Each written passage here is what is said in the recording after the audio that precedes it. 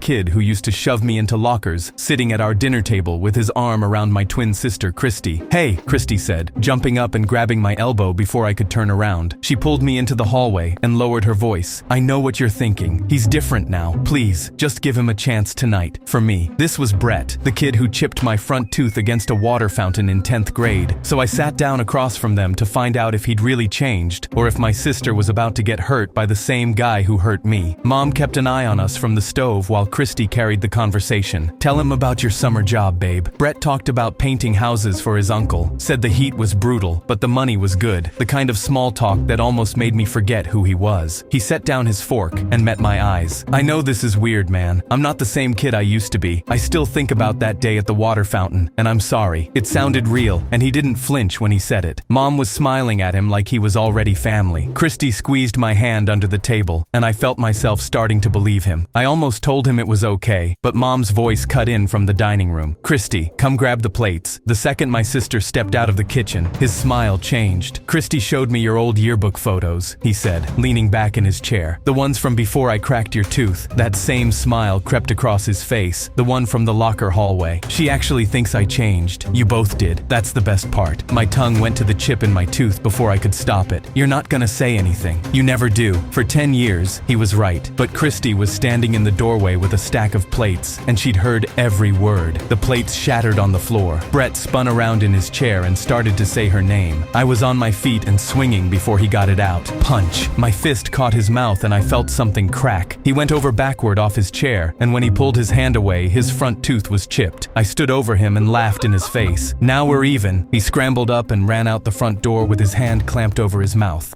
I walked into my kitchen and saw the I'm gonna draw my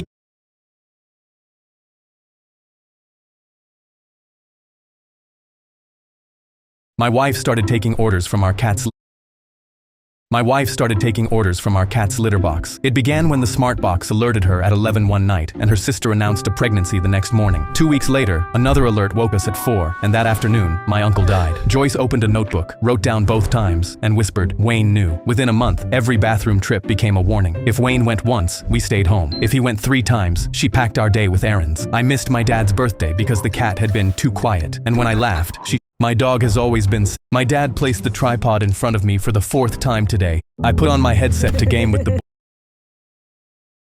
I sat down at my desk and shot straight through the ceiling tiles. I climbed back down covered in insulation, while my coworker filmed me from across the office laughing. He'd been pranking me for months, but this one almost broke my neck. I picked drywall out of my hair and pointed at him. "I'm getting you back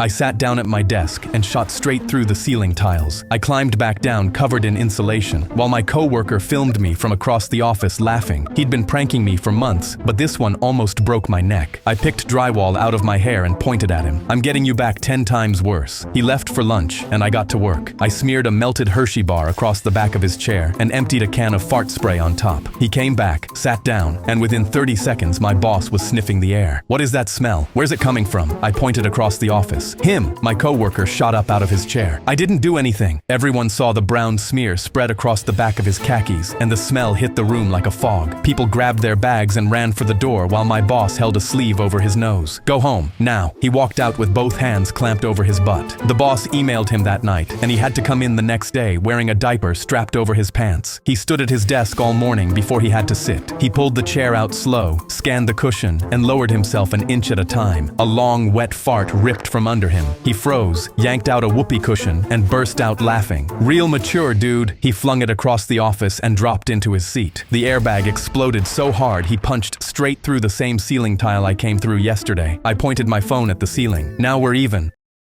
I was eating my 2-day-old reheated pizza when my dad snatched it out of my hands and threw it in the bin. I shot up. "Why did you do that?" "Because it's turning blue." I chewed my crust and looked at the fallen soldier in the bin. But as my parents walked into the living room, I decided if they took something from me, I would take something from them. I grabbed the TV remote when they weren't looking and swallowed one of the batteries. It tasted acidic and got caught in my throat, and I nearly choked, but I walked back and hid behind the doorway. Dad clicked the remote to watch their favorite show, but the TV stayed off. He scratched his head and clicked again, and that's when he realized one of the batteries was missing. Him and Mom began searching between the cushions while I laughed because the battery was inside me. But then I felt a sharp pain in my stomach. I broke out into a cold sweat, and my insides suddenly felt like they were tearing apart. I googled, what happens if you swallow lithium batteries? With shaking hands and lithium battery ingestion is fatal appeared. 2 hours before it burns through you. Get to the hospital now. I looked back at Dad throwing couch cushions into walls, and Mom slamming drawers, screaming, where's the battery? And knew I needed to act. But then I saw Dad's car keys on the counter. If I drove to the ER myself, I'd avoid having to tell them what happened. So I quietly grabbed them and tiptoed outside, clutching my stomach in agony. I put the keys in the ignition, but Dad ripped the car door open. What the hell are you doing? His face was red, but when he saw my whole body shaking, he dropped to his knees. What's happening? Are you okay? I told him I had swallowed the remote battery, and he instantly grabbed his head in horror. He slid into the driver's seat and took me to the ER. I sat in the waiting room with stomach cramps and vision blurring, feeling like I was going to die, all because I swallowed a battery. But then a doctor slid my x-ray to me and Dad. Actually, the battery has already passed through your stomach. It will come out fine. Don't worry about it. What you're actually feeling right now is just food poisoning. Have you eaten anything bad recently? I looked at Dad and thought back to the 2-day reheated pizza, the one he took from me.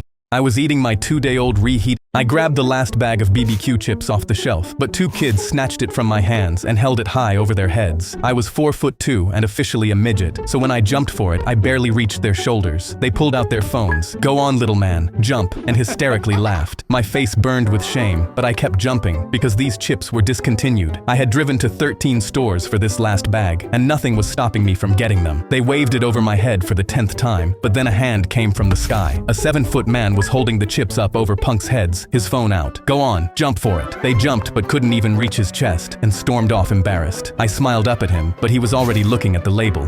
Barbecue, my favorite. He opened the bag right there and literally stepped over me to keep walking. I grabbed the last bag of BBQ chips off the shelf, but 2 kids. I told my dad my dream was to be a MMA fighter and he slapped me. You idiot, you have a heart condition.